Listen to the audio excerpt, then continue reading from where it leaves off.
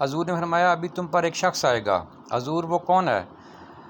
عربی میں فرمایا وہ جنتیوں میں سے ایک شخص ہے۔ انس بن مالک کہتے ہیں سادہ سا بندہ، وضو تازہ کیا تو کپڑا بھی استعمال نہیں کیا، تولیہ بھی استعمال نہیں کیا، پانی داڑھی سے گر رہا ہے اور جوتے الٹے ہاتھ میں پکڑے ہوئے، میرے جوتے نہ کوئی لے جائے۔ وہ دو چار باتیں کی چلا گیا۔ اگلے دن اتفاق سے پھر بیٹھے تھے۔ حضور نے فرمایا ابھی شخص آئے گا۔ یا رسول اللہ کون؟ فرمایا رجل من اہل الجنہ، وہ ایک جنتی مرد ہے۔ انس بن مالک کہتے ہیں نظر اٹھائی، وہی کل والا آدمی، مؤدب بڑا ہے، حضور کی بارگاہ میں آیا تو وضو کر کے اسی طرح اس کے قطرے گر رہے ہیں، ہاتھ میں جوتے تھامے ہوئے، آگے بیٹھ کے چند باتیں کی چلا گیا۔ اللہ کی قدرت و سین اتفاق۔ حضور نے فرمایا ایک شخص آئے گا۔ حضور کون؟ فرمایا رجل من اہل الجنہ، وہ جنتیوں میں سے ایک شخص ہے۔ انس بن مالک کہتے ہیں وہ آیا، بیٹھا، بات چیت ہوئی، ہمیں اس پر بڑا رشک آیا، کمال نہیں ہو گئی۔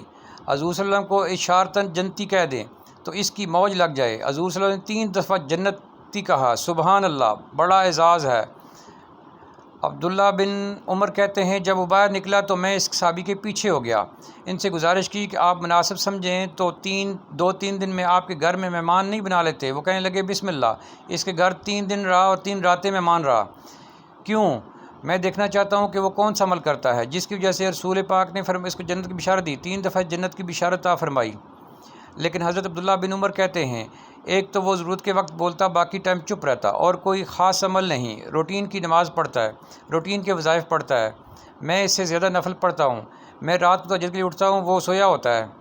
ہاں جب کوکٹیں بدلتا ہے تو دائیں بائیں تو پھر اس کی زبان پر اللہ کا ذکر سنتا ہوں، وہ سویا رہتا ہے۔ 3 دن 3 راتیں گزاری۔ میں نے کہا اس سے میں جاؤں؟ اس نے کہا ٹھیک ہے آپ جائیں، پر میں پوچھ سکتا ہوں کہ آپ یہ مہربانی کس تعلق سے کی؟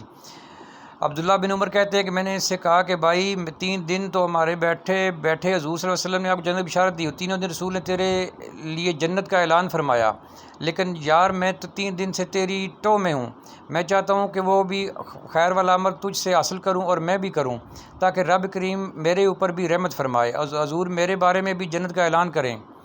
کہتے ہیں وہ خاموش ہو گیا، تھوڑی دیر کے بعد بولا، کہنے لگا آپ بالکل درست کہتے ہیں، میں کوئی لمبی چوڑے عبادتیں نماز نوافل نہیں پڑھتا، بس اتنی سی بات ہے کہ صبح شام اٹھ کے اللہ کے فضل سے میرے دل میں کسی کے لیے کوئی حسد نہیں ہوتا، یعنی کسی کے لیے دعوت نہیں۔ عبداللہ بن کہتے ہیں اٹھ سینے سے لگ جا، سمجھ آ گئی، یہ تیرے دل کی صفائی ہے جس کی وجہ سے رسولوں کے امام صلی اللہ علیہ وسلم نے آپ کے لیے 3 دفعہ اعلان جنت فرمایا۔ دل کو صاف رکھیں۔